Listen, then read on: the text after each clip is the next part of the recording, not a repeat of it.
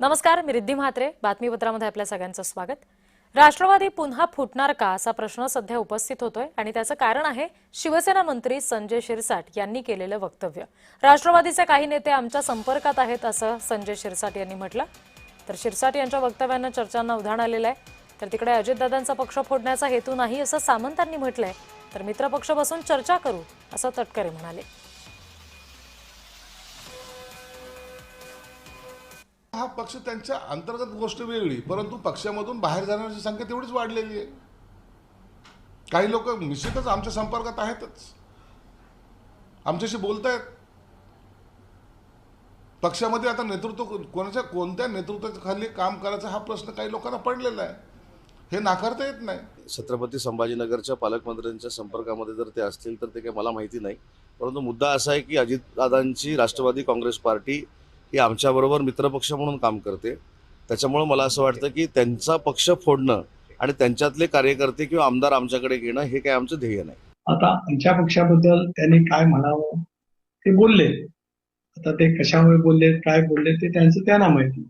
ज्यावेळेला एकत्रितपणाने आम्ही कधी बसू त्यावेळेला आम्ही विचारू त्यांना, बाबा कुठल्या माहितीच्या आधारात आपण, म्हणजे कुठली माहिती आहे की ज्याच्यामुळे किंवा कुठली घटना घडली त्याच्यामुळे ते बोललेले आहे.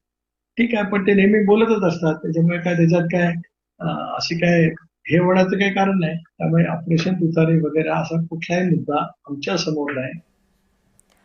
या सगळ्या संदर्भात प्रतिनिधी मनोज कुलकर्णी आपल्याला आणखी तपशील देत आहेत. मनोज,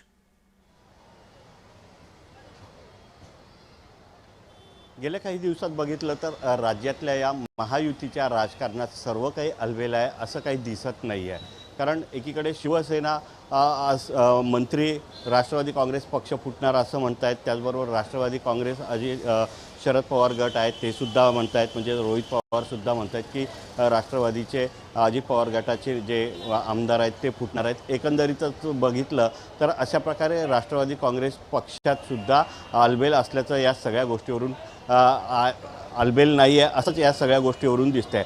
तर आज शिवसेनेचे मंत्री संजय शिरसाट यांनी सुद्धा असंच म्हटलेलं आहे की राष्ट्रवादी काँग्रेस पक्षाचे काही नेते आहेत, त्यांनी नेते हा शब्द वापरला आहे, आमदार नाही आहे. तर नेते फुटणार असल्याचं सांगितलं आहे, ते आमच्याकडे येण्यास उत्सुक असल्याचं सांगितलं आहे. एकंदरीतच यामध्ये सुनील तटकरे जे प्रदेशाध्यक्ष होते आहेत त्यांनीसुद्धा असंच म्हटलेलं आहे की असं काही नाही आहे. त्याचबरोबर इतर पक्षाच्या म्हणजे शिवसेनेचे जे नेते आहेत उदय सामंत यांनीसुद्धा म्हटलेलं आहे की असं काही नसल्याचं समोर येत आहे. परंतु संभाजीनगर असेल किंवा जालना जिल्हा असेल त्यातले काही नेते भेटले असतील.